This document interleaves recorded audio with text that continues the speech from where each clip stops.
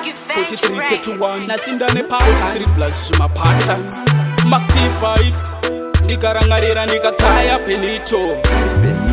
nguva yekutsafa vainditarisira pasi vainditsikirira avasema zilipasa vana ayindida vaindisema kunge mesi chese chandavaka vaitichichawira pasi asi semukono ndakaramba ndakashinga mukira pandima ndichibuda ndikita rimsina chame vaindisimbisa ramba vakashinga zvako chichaita zvanga zvakaoma zvakasunga kivenchi sina chandinacho vaindikanda pabhenchi mwari vangu chacho vazovhura gepi changu chakufaya ndakugara ndiri hepi zvanga zvakaoma zvakasunga kivenchi sina chandinacho vaindikanda pabhenchi mwari vangu chacho vazovhura gepi changu chakufaya ndakugara ndiri hepi zvaivovava zvakutapira sechigiri paumambo ndazokatwa navatsigiri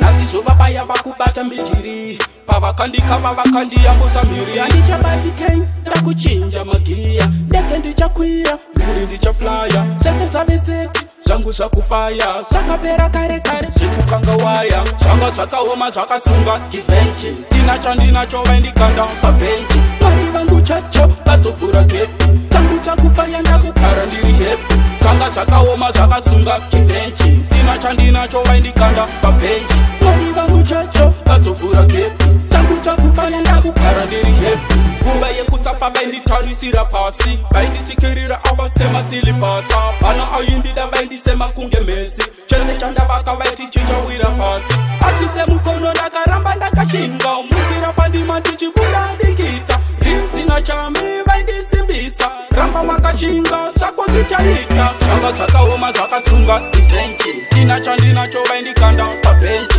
mwari vangu chacho vazovhura gepi changu chakufaya ndakugara ndiri hepi zvanga zvakaoma zvakasunga kivenchi sina chandinacho vaindikanda pabhenchi mwari vangu chacho vazovhura gepi changu chakufaya ndakugara ndiri hepi zvaimbovava zvakutapira sechigiri paumambo ndazogadzwa navatsigiri nhasi zvovabaya vakubata mbijiri pavakandikava vakandiyambutsa mhiri handichabatikei ndakuchinja magiya ndeke ndichakwira mhiri ndichaflya zvese zvaveseti zvangu zvakufaya zvakapera kare kare zvekukanga waya zvanga zvakaoma zvakasunga kivenchi sina chandinacho vaindikanda pabhenchi mwari vangu chacho vazovhura gepi changu chakufaya ndakugara ndiri hepi zvanga zvakaoma zvakasunga kivenchi sina chandinacho vaindikanda pabhenchi mwari vangu chacho vazovhura gepi changu chakufaya ndakugara ndiri hepi